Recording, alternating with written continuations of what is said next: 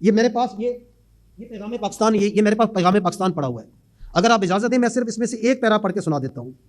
کسی گروہ کو، اور یہ پاکستان کے تمام علماء، تمام مشائخ کی، تمام مذہب فرقوں کی طرف سے یہ نکلا ہوا ہے، کسی گروہ کو یہ حق حاصل نہیں کہ وہ معصوم مسلمانوں کے خلاف کفر کا فتویٰ دے اور فتویٰ دے کر انہیں واجب القتل قرار دے اور عام لوگوں کو اشتعال دلا کر ان سے معصوم لوگوں کا قتل کرائے اور مرضی کے خود ساختہ فیصلے لاگو کرے. اس قسم کے رویے ریاست میں فتنہ و فساد کا باعث بنتے ہیں.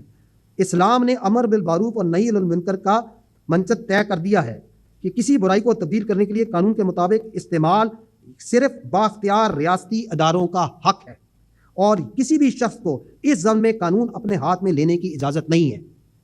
تو یہ آپ کے علماء بھی یہ کہتے ہیں. آپ نے field marshal chief army staff کی بات چیت بھی سن لی، انہوں نے آپ کو قرآن کی آیات پڑھ کے سنایا کہ یہ ہے حقیقت، یہ ہے سچ. یہ آپ دیکھ لیں، یہ جو اب ہمارے اوپر ایک زومبیز کا سلسلہ شروع ہوا ہے کچھ عرصے سے، اس کو اگر آپ ڈیپ ڈگ کریں گے نا تو یہ آج لوگ کہتے ہیں یہ جین زی جو ہے، یہ والی جو نیو جنریشن جین زی، یہ زیادہ جذباتی ہے. اور بھائی یہ جین زی پہ تو یہ معاملہ ایپیکس کو پہنچا ہے. یہ جین زیا سے شروع ہوا ہے، وہ جنرل زیا اور یہ جنریشن زی. وہ ڈکٹیٹر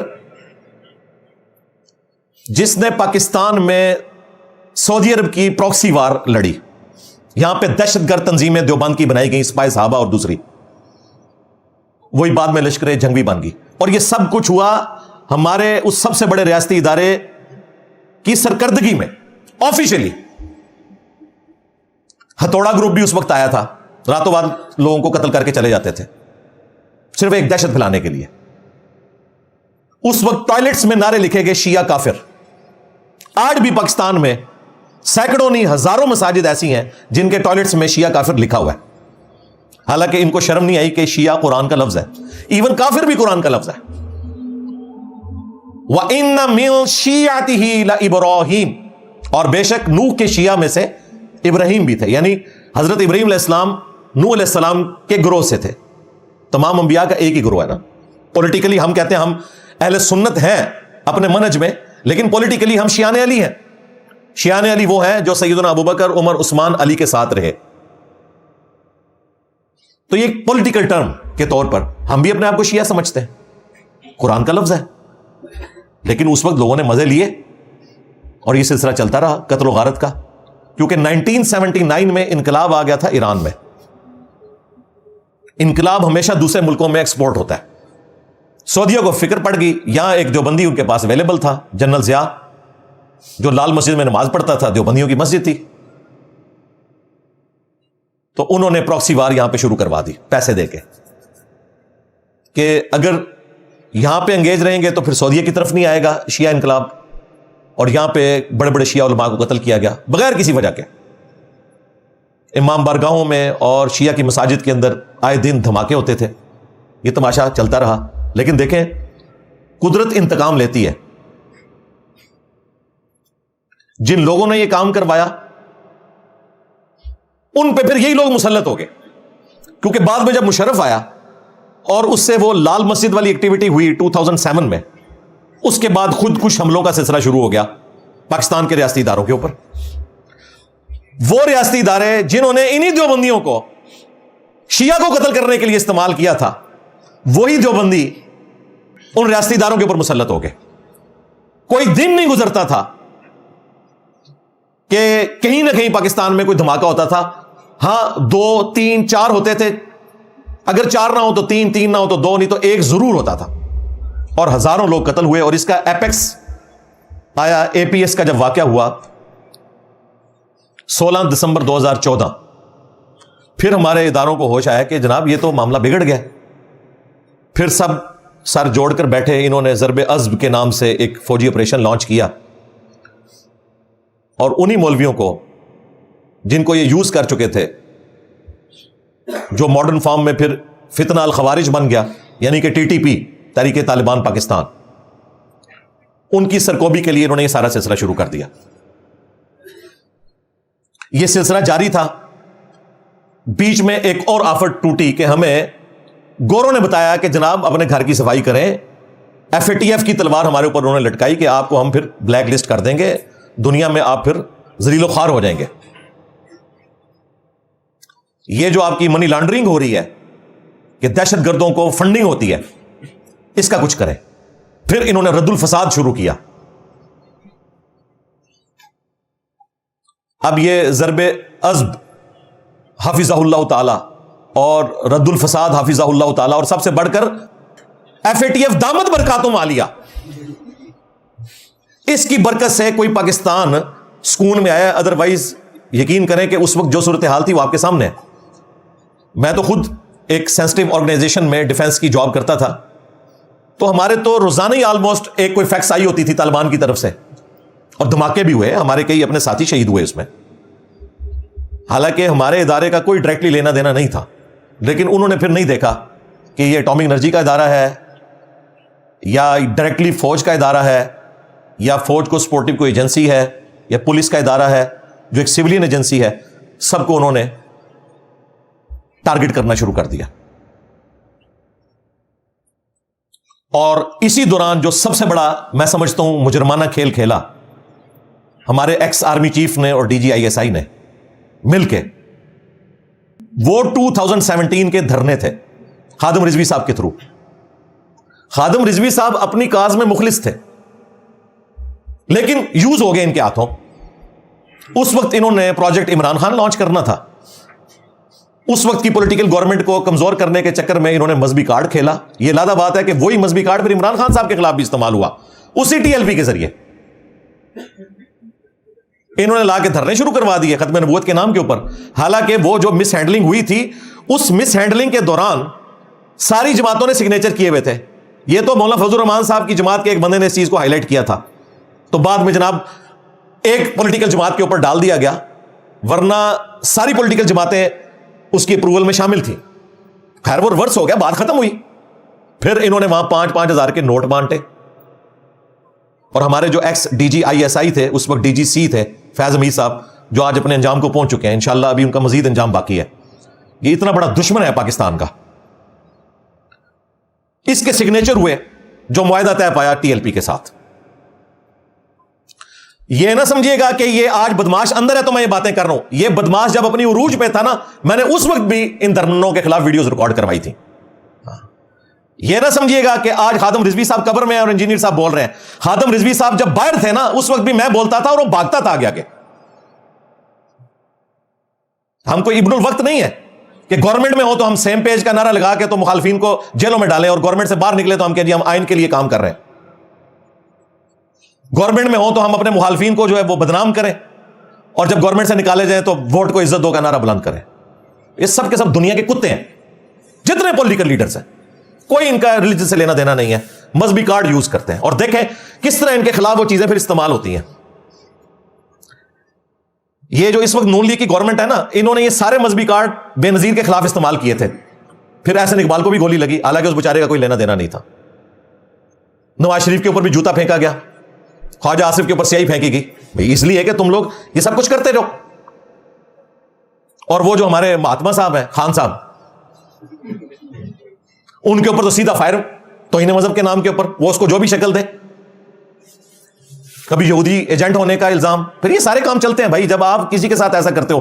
اس وقت 2017 میں یہ مہاتما صاحب کہہ رہے تھے کہ میرا تو دل کرتا ہے میں بھی TLP کے دھرنے میں جا کے بیٹھ جاؤں ختم نبوت کے نام کے اوپر. اور یہ ختم نبوت نہیں ہے, یہ چندہ گیم ہے, یہ اینٹی قادیانی ہے. اگر یہ ختم نبوت کے لیے مخلص ہوتے تو چشتی رسول اللہ, تھانوی رسول اللہ کے خلاف بھی بولتے.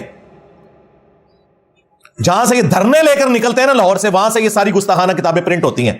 کبھی ان کے خلاف دھرنا نہیں دیں گے کیونکہ خورا ان کے گھر نکلے گا. یہ چندے کھاتے ہیں اس فرقے کے. ختم نبوت کے اوپر یہ بات کرنے کے اہل ہی نہیں ہے, یہ صرف اینٹی قادیانی بول سکتے ہیں. ختم نبوت کے اوپر وہ بندہ بات کرے گا جو غلام احمد قادیانی کو بھی دجال مانے گا, اور اس کے ساتھ ساتھ وہ تمام بابے جنہوں نے اپنے ناموں کے کلمے پڑھائے اور ان کلمے پڑھانے والوں کے حق میں لوگوں نے مناظرے لڑے, کتابیں چھاپی, ان سب کے خلاف بولے گا, انہیں بھی دجال ڈکلیئر کرے گا. یعنی چشتی رسول اللہ, تھانوی رسول اللہ, وہ ختم نبوت کے اوپر کام کر سکتا ہے, باقی صرف چندے اکٹھے کریں گے. میرے نبی سا ہے ہی کوئی نہیں, تیرے بابے تھے شاہی کوئی نہیں, تیرے چندہ خور تھے شاہی کوئی نہیں. یہ سب چندوں کا دھندا ہے بھائی, کوئی ختم نبوت کے لیے مخلص نہیں. सब ड्रामा बाजी चल रही है। वो देख लो, वो नमक हराम मुमताज कादरी, जिसकी ड्यूटी थी कि तू गवर्नमेंट का मुलाजिम है, तुझे बड़ा इश्क चढ़ा हुआ है ना जाली किस्म का। ये जाली मैं इसलिए कह रहा हूं कि चिश्ती सुल्ला थानवीर सुल्ला वाले के ऊपर कभी नहीं चढ़ेंगे। तो भाई तू अपनी नौकरी से इस्तीफा दे और फिर जो तूने करना कर, अपने अंजाम को पहुंच। नौकरी के अंदर रहते हुए नमक हरामी करना। क्या सैयदना उमर रज़ी अल्लाह ताला अन्हु, जो ग़ज़वा बदर के कैदियों के कत्ल करने के हामी थे, लेकिन नबी इस्लाम और हजरत अबू बकर की शफकत की वजह से वो लोग बच गए और बाद में वो रज़ी अल्लाह अन्हु भी बन गए, सुहैल इब्न अम्र और कई लोग। तो क्या सैयदना उमर ने गद्दारी की अपने नबी के साथ कि वो उनको खुद कत्ल कर देते? उन्हें पता था इस तरह नहीं होता। ये लोग नमक हरामी करते हैं, गवर्नमेंट इन्हें तनख्वाहें देती है और ये लोग नमक हरामी करके कहते हैं जी हम इश्क रसूल। भाई इश्क रसूल हजरत उमर ने क्यों नहीं पूरा किया? वो भी ग़ज़वा बदर के कैदियों को कत्ल कर देते। लो साहब मौलवियों, तुहाडे मरे हुए बाबे भी जिंदा हो जाना, तुहाडे सारे बुजुर्गाने बेदीन, सारे उलमाए क्राइम इंजीनियर साहब के दलाइल का जवाब नहीं दे सकते। हजरत उमर ने क्यों नहीं गद्दारी की अपने नबी के साथ कि ग़ज़वा बदर के कैदियों को कत्ल कर देते? तुम्हारे नमक हराम मुमताज कादरी जितने हैं, या ये कोयटा का वो जो पुलिस ऑफिसर, या उमर कोर्ट के अंदर जो बैठे हुए हैं हरामखोर पुलिस ऑफिसर, जिनको तुम लोग जो है वो हार में ना आ रहे हो,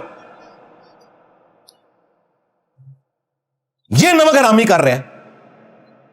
इन लोगों को पकड़ के ना सरेआम सजाएं देनी चाहिए। ये बच्चे पैदा कर रहे हैं, नमक हराम बच्चे, और इनकी नमक हरामियों का फायदा कौन उठाता है? चंदाखोर मौलवी।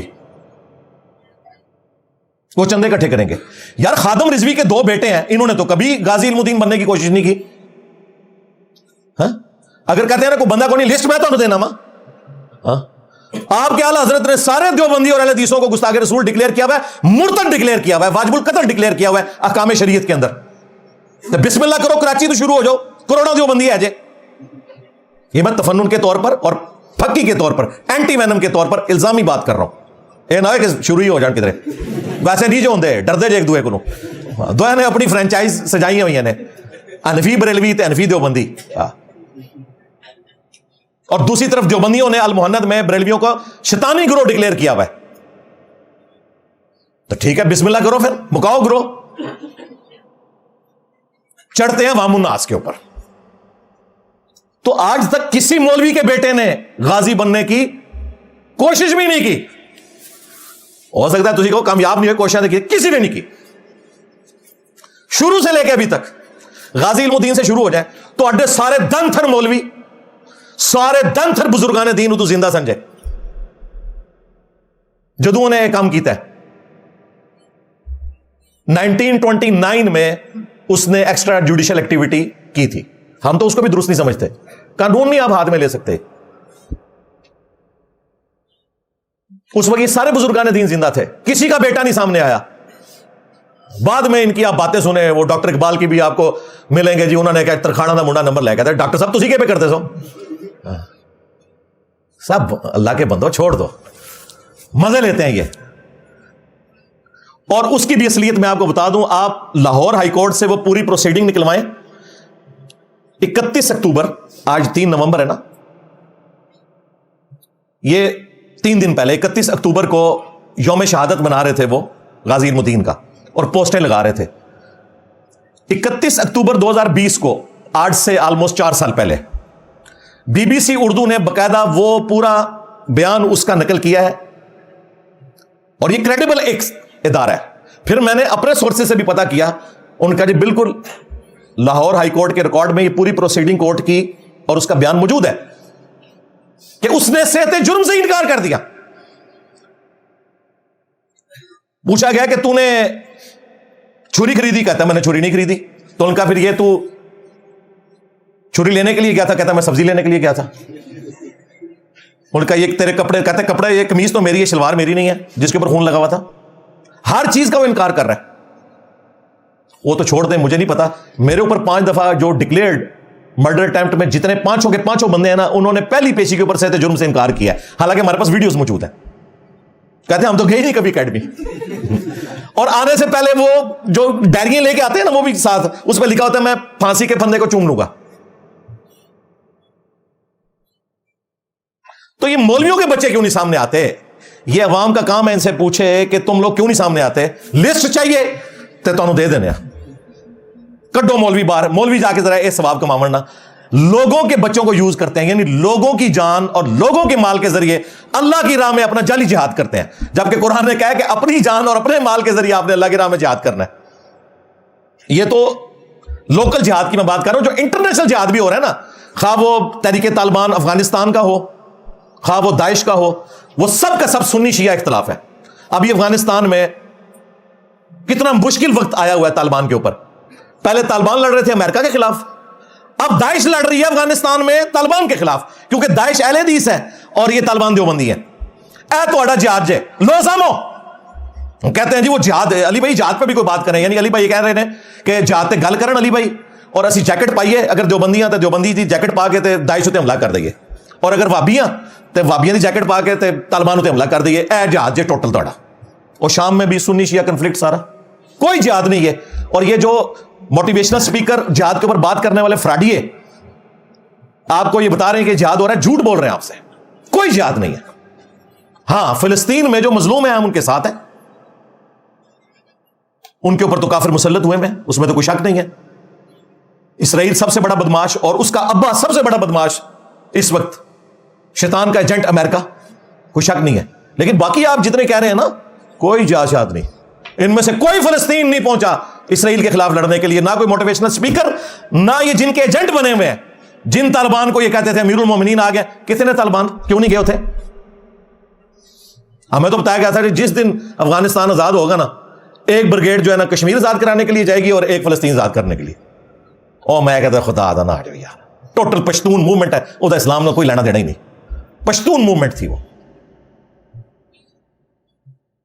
تو یہ سارے کا سارا تماشا چل رہا ہے. یہاں پہ بھی یہ جو جہاد اور قتال کے نام کے اوپر اور جو توہین مذہب کے نام کے اوپر مسلمانوں کو قتل کر رہے ہیں, آئے دن واقعات آپ دیکھ لیں. سری لنکن کا قتل ہوا ایک سٹیکر کے اوپر جس کا کوئی لینا دینا ہی نہیں تھا, اس بیچارے کو پتہ ہی نہیں تھا. اس کے بعد جڑا مالا میں درجنوں چرچ انہوں نے جلائے. پھر سوات انسیڈنٹ ہوا, سرگودا میں ہوا, کوئٹہ میں ہوا. اور یہ جو عمر کوٹ والا ہے, پہلی دفعہ میں سندھیوں کو سلام کہتا ہوں کہ انہوں نے جرأت دکھائی ہے اور وہ پبلکلی باہر نکلے ہیں اور ان نمک حرام پولیس آفیسرز کو انہوں نے ایکسپوز کیا ہے کہ یار وہ بندہ, اس بیچارے نے کوئی توہین نہیں کی ہوئی تھی. اس نے تو آ کے خود بتایا جی کافی عرصے سے میرا فیس بک ہیک ہوا ہے, اس کا کچھ کریں. اور اس نے گرفتاری بھی دی ایک پیپلز پارٹی کے منسٹر کے کہنے کے اوپر, لیکن انہوں نے پولیس مقابلے میں مروا دیا. یہ اسٹیبلش ہو چکا ہے, یہ پولیس کی اپنی فائنڈنگ ہے. ہمیں ان لوگوں کا انجام بھی دکھایا جانا چاہیے نا, ٹی وی میں رپورٹ ہونا چاہیے کہ ان حرام خوروں کے ساتھ, نمک حرامی کرنے والوں کے ساتھ جوڈیشری نے کیا کیا ہے. یہ زومبیز جو ہم پہ مسلط کیے ہوئے ہیں اور پاکستان کو رہنے کے قابل نہیں چھوڑا ان لوگوں نے. اس لیے میں نے تو بھائی اپنی جان رکھی ہوئی ہے ہتھیلی کے اوپر.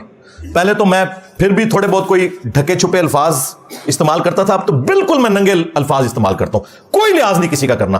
جب ان بے شرموں کو کوئی لحاظ نہیں ہے کہ اسلام کی بھی بدنامی کر رہے ہیں اور پاکستان کو مسلمانوں کے لیے بھی انہوں نے رہنے کے قابل نہیں چھوڑا. یہی وجہ ہے کہ یہاں جب مسلمانوں سے خطرہ ہوتا ہے تو نان مسلم کنٹریز میں جا کے پناہ لیتے ہیں اور وہاں جا کے ان کو بتاتے ہیں جی اسلام جو ہے وہ امن کا دین ہے. اگو گورا پوچھ لوے کہ جناب امن ہے اتنے کے لین آئے ہو, پھر اتنے ہی جاؤ نا جتنے ہے اسلام دا قلعہ, تو منہ اڑ کے بہ جاؤ گے. اب بھی اگر ان کو حیا نہیں آتی ہے اور یہ تماشا چلتا رہتا ہے توہین مذہب کے نام کے اوپر, اور ہم لوگ مجرمانہ طور پر خاموشی اختیار کرتے ہیں, تو اللہ کے حضور ہماری کوئی معافی نہیں ہے. میں تو اپنا فرض بار بار ادا کرتا ہوں. میں نے ابھی دیکھا کہ یہ 27 آئینی ترمیم آ رہی ہے, 26 سے پہلے میں نے آواز بلند کرنا شروع کی, 27 پہ پھر کر رہا ہوں کہ توبہ کی شک ڈالو ورنہ یہ آگ تمہارے گھروں تک بھی پہنچے گی. مولویوں نے کہا تک پہنچ گئی آگ. دیکھیں مفتی طارق مسعود کیوں ہے, اس کے اپنے بیان اسے ہانٹ کر رہے ہیں. اور دیکھیں مولویوں کے گھر جب یہ آگ پہنچی ہے تو مولوی ایک ایک کر کے ڈڈوؤں کی طرح باہر نکل کے صفائیاں دے رہے ہیں کہ جی ہے تو گستاخی تھی, نیت گستاخی کی نہیں تھی. اے تک لو ذرا اندازہ کرو, باقیوں کی نیتوں کا بھی فیصلہ خود کر دیتے ہیں. مجا دیا پیڑا ہوں نا. ہاں سارے نکلے جے, جو بندی مفتی نکلے انہوں نے کہا ہاں گستاخی تو ہوئی ہے لیکن اس نے معافی مانگ لی ہے تو چھوڑ دینا چاہیے. سرکار یہ معافی والی جو ایمنسٹی اسکیم تھی یہ سلمان تاثیر کے لیے نہیں تھی, یہ اس سری لنکن کے لیے نہیں تھی, یہ کوئٹہ میں جس کو آپ نے ظلمن قتل کیا اس کے لیے نہیں تھی, یہ عمر کوٹ کے ڈاکٹر کے لیے نہیں تھی ایمنسٹی اسکیم. مولویوں کے گھر بات آئی ہے تو کہتے ہیں جی توبہ کر لی, گل چھاڑ دو. ہم تو کہتے ہیں یہ اچھی بات ہے, لیکن ان سب لوگوں کے معاملے میں بھی اللہ کے حضور معافی مانگو اور اپنے بزرگوں کے اوپر لعنتیں بھیجو جن کے کہنے پہ تم لوگوں نے یہ فتوے دیے تھے کہ جی گستاخ رسول کو آپ ماورائے عدالت بھی قتل کر سکتے ہیں, اور گستاخی بھی وہ جسے آپ سمجھتے ہیں چاہے وہ دین میں ہے یا نہیں ہے. صرف دیوبندی نہیں نکلے, بریلویوں کا وہ مفتی حنیف قریشی جس نے غصے میں پگڑی ایسے اتار کے پھینک دی تھی, ممتاز قادری اس تقریر سے متاثر ہوا. مفتی حنیف قریشی نہیں گیا مارنے واسطے سلمان تاثیر نو, ممتاز قادری اٹھ کے چلا گیا. پہلے یہ لوگ اویل کرتے رہے, جشن مناتے رہے, آپس میں لڑائیاں لڑتے رہے کہ جی کس نے ممتاز قادری کو لانچ کیا تھا, اور جب اس کے لیے فیصلہ ہونے لگا تو سب سے پہلے ایفیڈیوٹ لکھتا مفتی حنیف قریشی صاحب نے کہ میں چاہتا ہی نہیں, میرا کوئی تعلق ہی نہیں, اے ٹوٹل عشق رسول جے لو زامو. اس کا بھی بیان آ گیا, اس نے کہا طارق مسعود صاحب نے چونکہ اب توبہ کر لی ہے لہٰذا اس مسئلے کو آگے نہیں چلانا چاہیے. واہ واہ واہ واہ, کیا بات ہے. اور تو اور چھوڑ دو, یہ گستاخ رسول کی سزا کا فتنہ کھڑا کرنے والا, فتنوں کا امام ابن تیمیہ المتوفی 728 ہجری, جس نے وہ جعلی روایتیں اکٹھی کر کے وہ فراڈ میں مبنی کتاب لکھی الصارم المسلول علی شاتم الرسول, گستاخ رسول کی سزا کے اوپر, جس کا ترجمہ بریلویوں نے کیا ہوا ہے. اندازہ کرو, اس کتاب کے کسٹوڈین وہابی فرقہ اہل حدیث, ان کا جو ہشام الہی ظہیر ہے وہ بھی کہہ رہے ہیں نہیں جی طارق مسعود صاحب نے معافی مانگ لیا تو معاملے کو ختم کرو. اور تمہارا ابن تیمیہ تو زندہ ہوتا تو مولویوں کے ٹکڑے ٹکڑے کر دیتا. آج اپنے بزرگوں کے فتووں سے پھر گئے ہو, ان پہ بھی لانتے بھیجو, ہم آپ کے ساتھ ہیں, بھیجو لانتے ہیں ساروں کے اوپر, سارے جھوٹے تھے فراڈیے. اس کتاب کا پورا پوسٹ مارٹم کیا ہے علامہ وحید الدین خان نے رحمہ اللہ تعالی, چند سال پہلے فوت ہوئے, 90 پلس کی ایج میں, انڈیا میں تھے, شاتم رسول کی سزا, انہوں نے اس پوری کتاب کا پوسٹ مارٹم کیا ہوا ہے. یہ سارا فتنہ آپ کو جو نظر آ رہا ہے اسی کتاب کی وجہ سے, لیکن وہ بھی دیکھیں کہہ رہے ہیں ٹھیک ہے معافی ہوگی. شیعہ تو ویسے ہی توہین اور اس طرح کی ساری جو چیزیں ہیں ان کے معاملے میں ان کا یہی نظریہ ہے کہ بھائی جو بھی توبہ کرتا ہے اس کی توبہ کو آپ ایکسیپٹ کر لیں گے. شیعہ کا تو مسئلہ ہی نہیں ہے, یہ تکفیری سوچ ساری اہل سنت کے یہاں ہے, خواہ وہ بریلوی ہو, دیوبندی ہو, اہل حدیث ہو. یہ تو اللہ کا شکر ادا کریں کہ 29 فروری 2016 کو ممتاز قادری کو پھانسی دیا گیا. اگر وہ پھانسی نہ ہوتی تو آج گلی گلی آپ کو قتل و غارت نظر آتا, کہ لوگ یقین کر لیتے کہ بچ جائیں گے, خیر ہے جو مرضی کرے. سلام ہے اس وقت کے پرائم منسٹر کو, آرمی چیف کو اور چیف جسٹس کو کہ انہوں نے جرأت دکھائی اور دن بھی رکھا 29 فروری تاکہ برسی 4 سال بعد آئے. 29 فروری 4 سال بعد, یہ جان بوجھ کے انہوں نے 29 فروری کا دن رکھا تھا طے کر کے, ورنہ ہر سال انہوں نے 28 فروری ہوتا نا تو پہنچا ہونا تھا اسلام آباد اور تماشا لگانا تھا انہوں نے. ابھی بھی اس نمک حرام کی یاد میں انہوں نے مزار بنایا ہوا ہے اور اس کا ابا بیٹھ کے وہاں نوٹ چھاپ رہے ہیں, دیکھیں آپ نے ویڈیوز میں, ابھی جلالی صاحب بھی گئے ہوئے تھے وہاں. میں اپنے ریاستی اداروں سے پوچھوں گا کہ جو شخص نمک حرام تھا اور آپ نے اسے پھانسی کی سزا دی, اس کا مزار بننے کی اجازت کیوں دی ہوئی ہے؟ قبر رکھیں, قبر تو نان مسلم کی بھی ہے, اس کی کوئی بے رحمتی نہیں ہے. مزار کیوں بنائے ہوئے ہیں, چندوں کا اڈا کیوں بنایا ہوا ہے, عرس کیوں ہو رہے ہیں وہاں پہ جس کو اسٹیٹ نے ڈکلیئر کیا, کیوں ایسا ہو رہا ہے؟ اس کا مطلب ہے کہ انڈائریکٹلی آپ پشپنائی کر رہے ہیں, تماشا چل رہا ہے اسی طریقے سے. تو میں تو دلیری کے ساتھ اس لیے بولتا ہوں کہ میں نے تو اپنی جان رکھی ہوئی ہے ہتھیلی کے اوپر. انہوں نے میری لائف تو کی ہوئی ہے ونریبل, لیکن میں نے ان کا کوئی بابا نہیں چھوڑنا, نہ زندہ نہ مردہ. پون کے رکھ چڑھنا میں سارے نو, میرا نبی سا ہے ہی کوئی نہیں, تیرے بابے تھے شاہ ہی کوئی نہیں.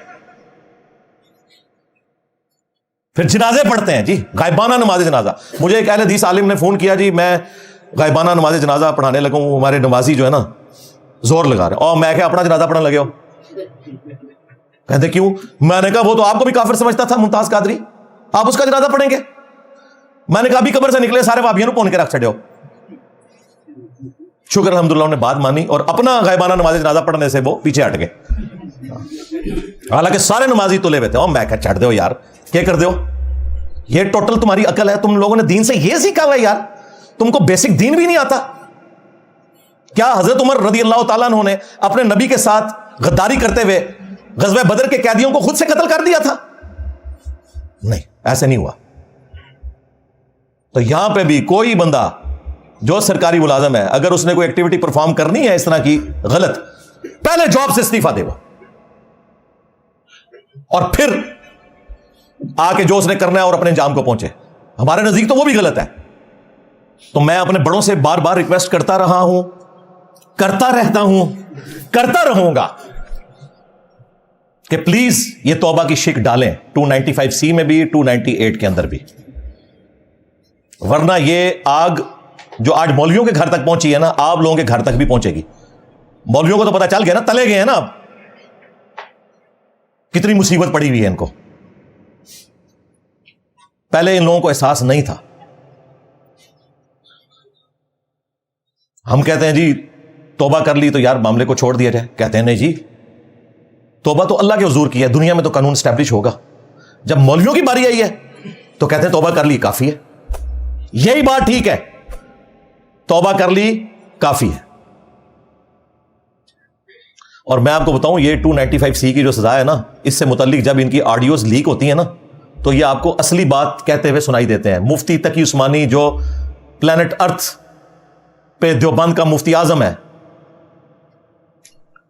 اور حنفی فقہ کو بھی سمجھتا ہے، اس کی ایک آڈیو لیک ہوئی ہے جس میں اس نے خود مانا ہے کہ حنفیوں کے نزدیک غیر مسلم اگر توہین رسالت کرے تو اسے قتل نہیں کیا جائے گا، اور مسلمان کرے تو بھی کہتے ہیں اس کی سزا کوئی نہیں ہے. لیکن جمہور کے نزدیک یہ جو سزا اسٹیبلش کی جاتی ہے قتل کی، وہ اس وجہ سے کہ وہ مرتد ہو جاتا ہے، وہ مرتد والی سزا اس کے اوپر لگائی جاتی ہے، گستاخ رسول کی سزا نہیں ہے. لو سامو اسی مفتی کو کہنا کہ سامنے آ کے ذرا اس کے اوپر بول، جو تو کہہ رہا ہے کہ یہ 295C کی سزا جو ہے وہ جمہور کو دیکھ کے بنائی گئی ہے، فقہ حنفی میں تو نہیں ہے. یہی بات غامدی صاحب نے کی تھی تو مفتی منیب الرحمان جو پلانٹ ارتھ پہ مفتی اعظم ہے بریلویوں کا، وہ بھڑک اٹھا تھا کہ بتائیں فقہ حنفی میں کیا سزا ہے. تو توبہ والا معاملہ اللہ اور بندے کا ہے، بالکل درست ہے. لیکن جب اللہ نے معاف کر دیا ہے تو آپ کوئی اللہ سے بڑی عدالت ہے کہ آپ سے بھی فیصلہ لینا پڑے گا. سورۃ الفرقان سورت نمبر 25 آیت نمبر 68 سے 70، اللہ تعالیٰ نے اس کائنات کے سب سے بڑے 3 گناہ گنوائے ہیں. نمبر 1 شرک، نمبر 2 قتل ناحق جو حقوق العباد میں سب سے بڑا گناہ ہے، اور نمبر 3 بدکاری. اور اس کے بعد کہا کہ جو ان سے بھی توبہ کر لے ہم نہ صرف اس کے گناہوں کو معاف کریں گے بلکہ گناہوں کو نیکیوں سے بدل دیں گے. اللہ اکبر کبیرہ والحمد للہ کثیرہ وسبحان اللہ بکرۃ واصیلا. مجھے بتائیں کہ اللہ کی گستاخی بڑی ہے یا رسول اللہ کی گستاخی بڑی ہے؟ اللہ کی. شرک تو اللہ کی گستاخی ہے نا. اللہ کی گستاخی شرک کی شکل میں اللہ کو گالی دینا ہے. سورہ مریم میں آیا قریب ہے آسمان پھٹ پڑے، زمین شک ہو جائے اور پہاڑ ریزہ ریزہ ہو جائیں، ان دعوا للرحمن ولدا، جب یہ کہتے ہیں رحمان نے بیٹا جنا. بھائی آج 2.25 ارب کرسچنز کیا خدا کے لیے بیٹا تجویز نہیں کر رہے؟ یہ خدا کے گستاخ نہیں ہے تو کیا ہم انہیں قتل کرنے نکلیں گے؟ نان مسلم ہے، وہ ان کا عقیدہ ہے. اب آج مسلمانوں کی طرف، مسلمانوں میں اگر کوئی ایسی بات رپورٹ ہوتی ہے توبہ کر لے تو کافی ہے. ورنہ مجھے بتائیں جن لوگوں نے مزارات بنا کے شرک کے اڈے کھولے ہوئے ہیں، مرد و عورت کا وہاں پہ اختلاط ہے، سر عام سجدے کر رہے ہیں، ہمارے نزدیک تو یہ مسلمان اللہ کے گستاخ ہیں. تو بسم اللہ کریے پھر تھوڑے تھے، اس کا کوئی اینڈ نہیں ہوگا. لہذا یہ توبہ والی بات آئین میں ایڈ کرنا ضروری ہے. یہ قرآن کے مطابق ہے. جامعہ ترمذی میں حدیث ہے موت کے غرغرے سے پہلے پہلے توبہ قبول ہے. موت کا غرغرہ نہیں آیا، آپ نے توبہ کی، خواہ جتنی مرضی بڑی کوئی گستاخی ہوئی ہے، اللہ کے حضور آپ کی توبہ قبول ہے.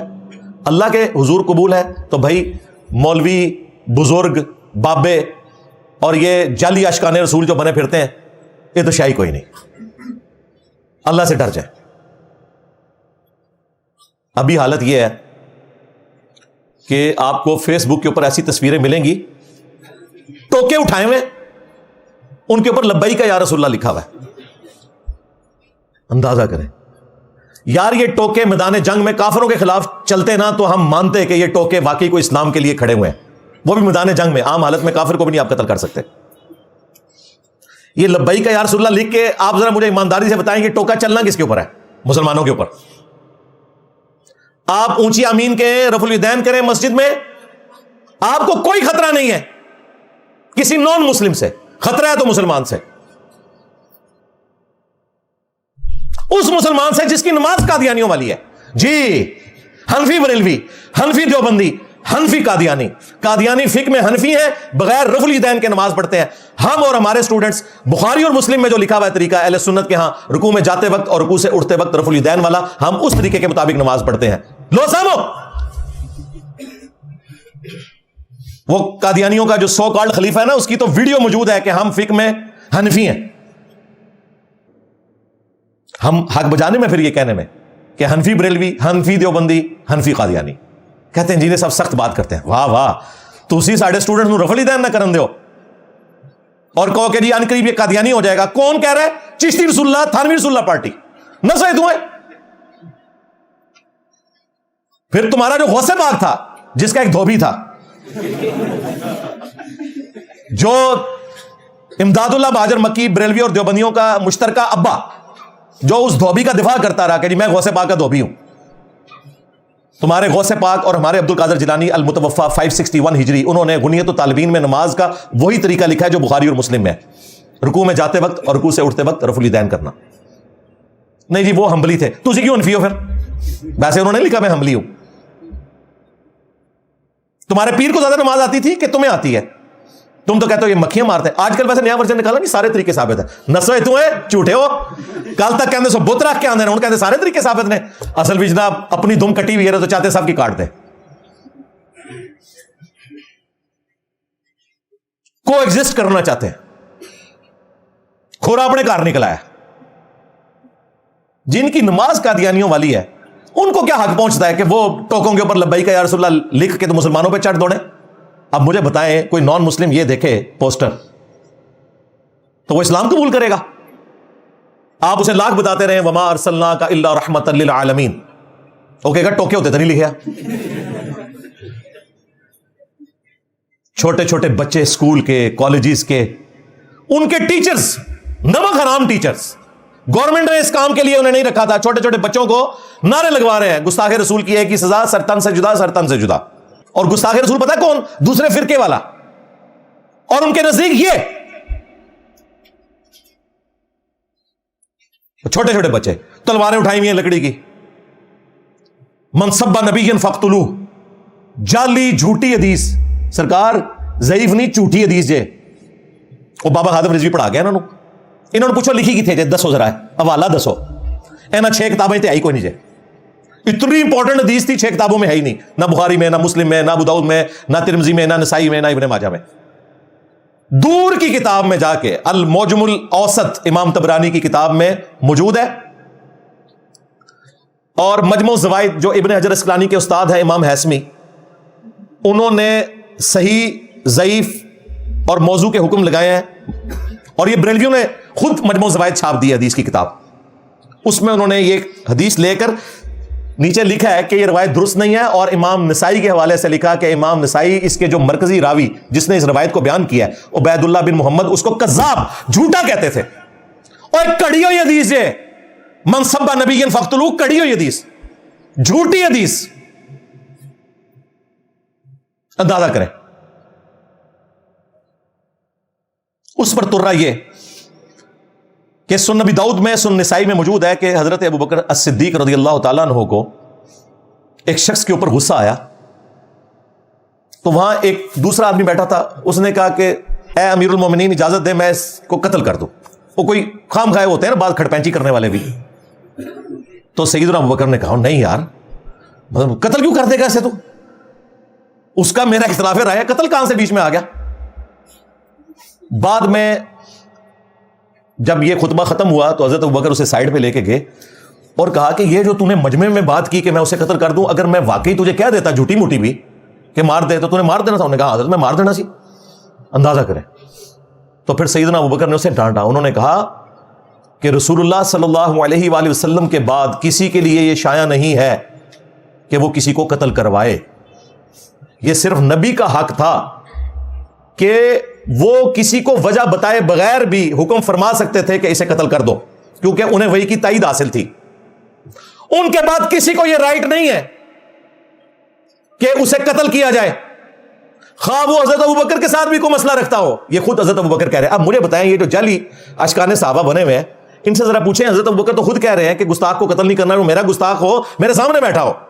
تم 1400 سال بعد جو ہے وہ سعودیہ کی فنڈنگ کے اوپر یہ تماشا لگا کے یہاں بیٹھے ہوئے ہو، ٹوائلٹس میں شیعہ کافر لکھ کے. اس حدیث کے ساتھ ہی امام ابو داؤد نے اپنے استاد احمد بن حنبل کے کامنٹس لکھے ہیں کہ احمد بن حنبل کہتے ہیں کہ 3 وجوہات کی بنا پہ ہی کسی کو قتل کیا جا سکتا ہے. نمبر 1، کوئی شخص مرتد ہو جائے، اسلام چھوڑ جائے. نمبر 2، شادی شدہ زانی، یعنی وہ بدکاری کر بیٹھا ہے. اور نمبر 3، قتل کے بدلے قتل، یعنی اگر کسی نے ناحق کسی کو قتل کیا اس کے بدلے میں اسے قتل کیا جائے گا. ان کا بس یہ 3 وجوہات ہیں، ان کی بنا پہ آپ قتل کر سکتے ہیں، چوتھی کوئی وجہ نہیں ہے. اور پھر احمد بن حنبل نے ساتھ کہا کہ حضرت ابوبکر کے قول کا مقصد یہی تھا کہ صرف نبی علیہ السلام حکم دے سکتے ہیں ان 3 وجوہات کو چھوڑ کر بھی کسی کے حق میں کہ اسے قتل کر دیا جائے. باقی عام مسلمان خواہ وہ حضرت ابوبکر ہی کیوں نہ ہو، 3 موقعوں کے علاوہ کسی کے لیے قتل کا حکم نہیں کر سکتے. اب مجھے بتائیں، انہوں نے جو گستاخ رسول کی سزا نکالی ہے، وہ جو آڈیو لیک ہوئی تھی مفتی تقی عثمانی صاحب کی، وہ بالکل ٹھیک ہوئی تھی.